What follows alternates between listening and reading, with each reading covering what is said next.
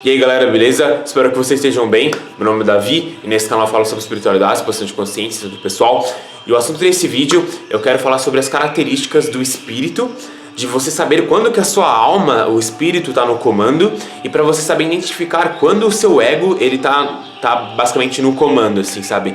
E que isso é uma coisa fundamental, velho. A gente precisa saber identificar quando que essa vozinha do ego ela tá no comando, velho. Que essa voz do ego, ela é medrosa, ela é insegura, covarde, ela é aquela voz negativa, sabe? Que muitos de nós acabamos nos identificando com essa voz e tá aí porque nós sofremos tanto, velho. A grande parte do sofrimento humano, a maior parte do sofrimento humano, mano, ele é mental. E que grande parte das doenças que nós vemos por aí, de ansiedade, depressão, esses distúrbios mentais, então justamente são devido à identificação com essa voz, velho. As pessoas acabam construindo um senso de eu com base nessa voz medrosa, insegura, sabe? Que é só ver o negativo, velho. E que um dos grandes benefícios da meditação, que eu sempre comento aqui, é causar esse distanciamento entre quem você é de verdade e essa voz que é uma voz, mano, que é falsa, velho. Tem que entender que você não é essa vozinha insegura e medrosa que fica a toda hora te atordoando na sua cabeça, velho.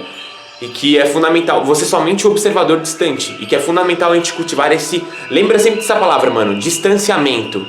Essa não identificação com os pensamentos. E eu quero ler aqui algumas partes do livro O Poder do Agora, do Eckhart Tolle. E que se você não ler esse livro, eu recomendo muito a leitura. O Eckhart Tolle é um mestre espiritual que ele mostra como que a mente é a principal causa do sofrimento humano, essa identificação com os nossos pensamentos. Então eu quero ler alguns trechos aqui só pra ilustrar isso que eu tô falando. Olha o que ele fala aqui. Identificar-se com a mente faz com que estejamos sempre pensando em alguma coisa. Ser incapaz de parar de pensar é uma aflição terrível, mas ninguém percebe porque quase todos nós sofremos disso, então consideramos uma coisa normal. O ruído mental incessante nos impede de encontrar a área de serenidade interior, que é inseparável do ser. Isso faz com que a mente crie um falso eu interior que projeta uma sombra de medo e sofrimento sobre nós. Se for usada corretamente, a mente é um instrumento magnífico. Entretanto, quando a usamos de forma errada, ela se torna destrutiva. Para ser ainda mais preciso, não é você que usa a sua mente de forma errada. Em geral, você simplesmente não usa a mente. É ela que usa você. Essa é a doença. Você acredita que é a sua mente. Eis aí o delírio, o instrumento se apossou de você. Então é porque a mente está usando você. Estamos tão identificados com ela que não percebemos que somos seus escravos. É quase como se algo nos dominasse sem termos consciência disso e passamos a viver como se fôssemos a entidade dominadora. A liberdade começa quando percebemos que não somos a entidade dominadora, o pensador. Saber disso nos permite observar a entidade. No momento em que começamos a observar o pensador, ativamos um nível mais alto de consciência. Começamos a perceber, então, que existe uma vasta área de inteligência além do pensamento e que este é apenas um aspecto diminuto da inteligência. Eckhart Tolle ele fala que o passo mais importante na caminhada em direção à iluminação é aprendermos a nos dissociar de nossas mentes. E que, justamente, você saber identificar essa voz do ego, velho, quando ela tá no comando, e você não mais alimentá-la, você simplesmente ser o observador dos seus pensamentos, é uma das coisas mais importantes que você pode aprender, velho.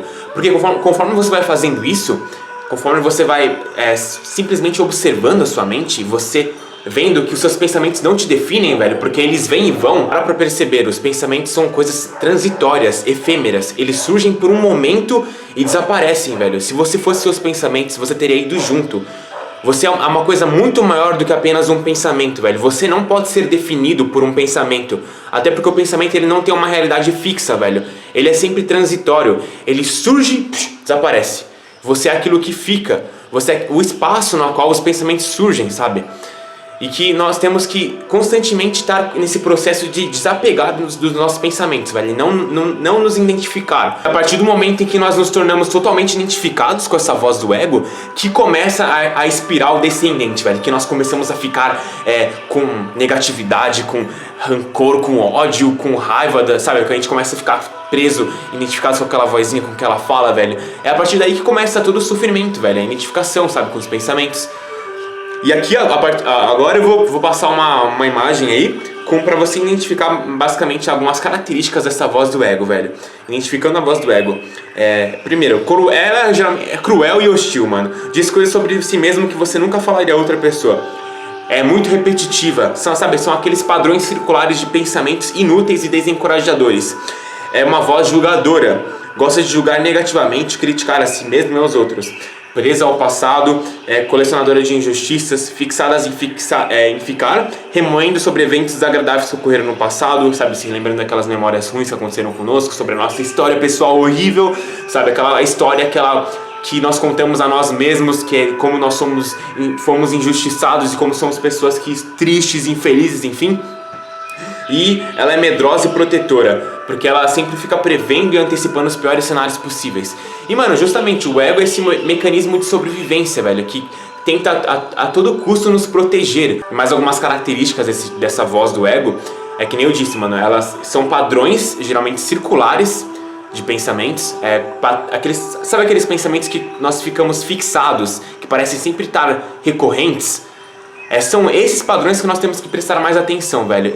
Até um exercício útil de fazer é você escrever, sabe, aquelas tendências mentais, velho, aqueles pensamentos recorrentes que sempre ficam voltando, porque justamente são esses que nós tendemos a ser mais identificados e que geralmente eles são misturados com pensamentos misturados com emoções negativas, de raiva, rancor, mano, de ódio, ciúme, sabe, de querer ferir os outros. O Eckhart Tolle também diz, a boa notícia é que podemos nos libertar de nossas mentes. Essa é a única libertação verdadeira. Dê o primeiro passo nesse momento. Comece a prestar atenção ao que a voz diz, principalmente a padrões repetitivos de pensamento, aquelas velhas trilhas sonoras que você escuta dentro de sua cabeça há anos.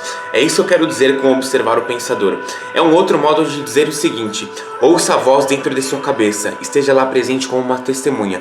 Seja imparcial ao ouvir, não julgue nada. Não julgue ou condene o que você ouve, porque fazer isso significaria que a mesma voz acabou de voltar pela porta dos fundos. Você logo perceberá, lá está a voz e aqui estou eu, ouvindo-a e observando-a.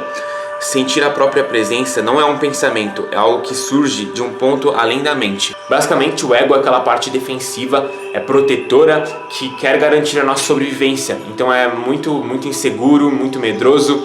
E ele também fica muito facilmente perturbado, decepcionado pelos outros, quando as coisas não acontecem do jeito que ele queria, sabe, de acordo com suas projeções. Também ele sempre está à procura de validação e aprovação das outras pessoas, velho, porque ele precisa de algo que o valide, assim. É aquela voz que reclama, aquela voz que julga, que nunca está satisfeito com nada, sabe, que sempre acha algum problema.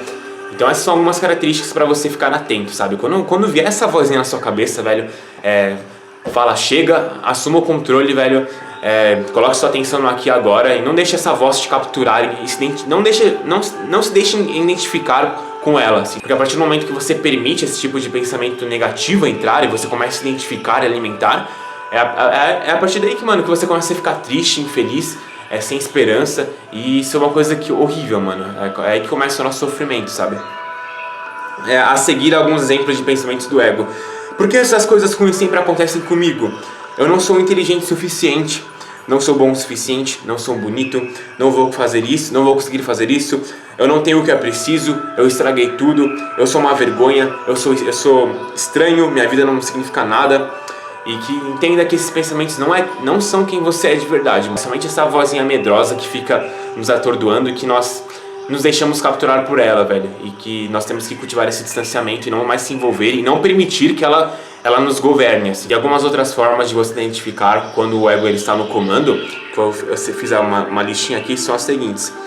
Muitas vezes você se sente consumido por suas emoções, principalmente de raiva, mágoa ou decepção, que você tem um senso de valor mais extrínseco, o que significa que você obtém sua validação de fontes externas, como posses materiais ou opinião das outras pessoas sobre você, do que intrínseco, sabe? Então o seu valor depende de coisas fora de você. Você é altamente crítico consigo mesmo e com os outros, você vê as coisas em preto e branco, gravita em torno de rótulos e sente a necessidade de dividir as coisas em caixas e classificar tudo, sabe?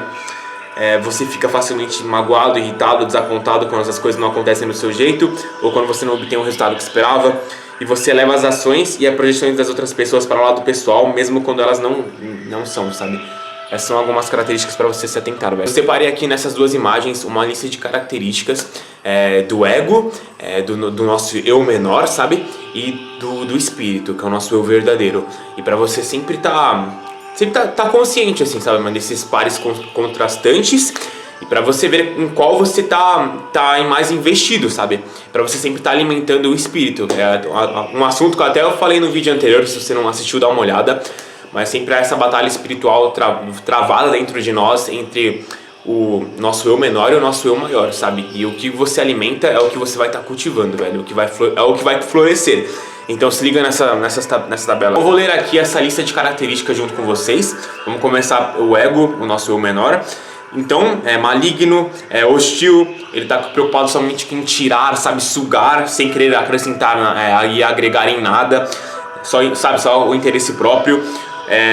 Tá muito preocupado com a rivalidade, sabe, sempre está competindo, separação, reclamação, ressentimento, materialismo, superficialidade, está sempre envolvido com guerra, disputa de poder, escassez, muito focado no ter e no fazer, apegado aos resultados, sente falta de algo, olha para fora e é a causa do sofrimento. Enquanto que, agora falar do espírito, da alma, benigno, harmonia, quer agregar, somar, preocupado com a cooperação, unidade, gratidão, perdão, preocupado com a espiritualidade, profundidade, paz, humildade, abundância. Muito focado no ser, sabe? O ser é prioritário ao fazer e ao ter. Curte o processo, completude inerente, olha para dentro, causa da cura. Essa outra imagem aqui que eu vou ler algumas outras características. Primeiro eu vou comentar a respeito do ego.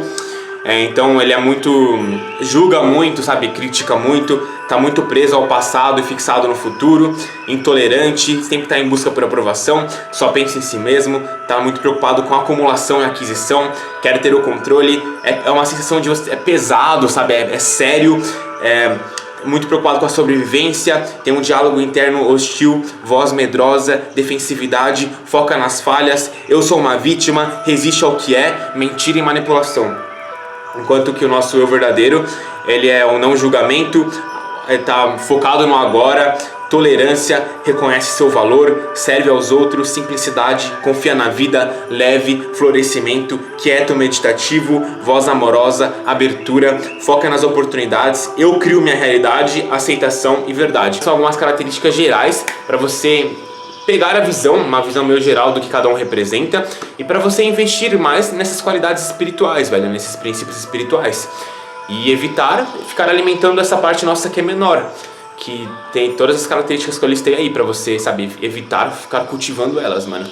E sempre cultivar mais o espírito, velho, que é a abundância, mano, que é o que vai te dar felicidade e preenchimento. E no livro As 7 Leis Espirituais do Sucesso, o Deepak Chopra, ele explica bem sobre a diferença, assim, de quando você está centrado no espírito ou quando você está centrado sendo dominado pelo seu ego.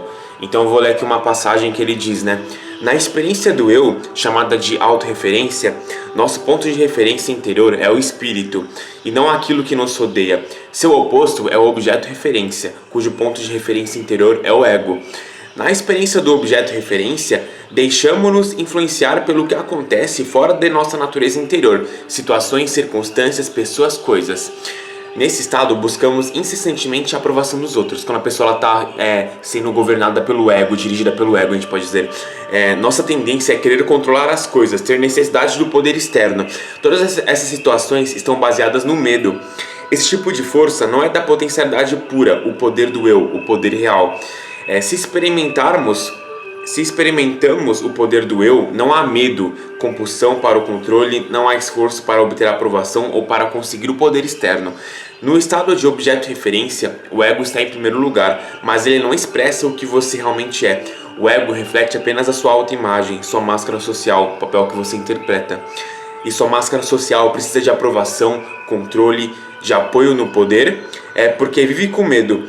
E seu verdadeiro eu, que é o seu espírito, sua alma, está livre dessas necessidades.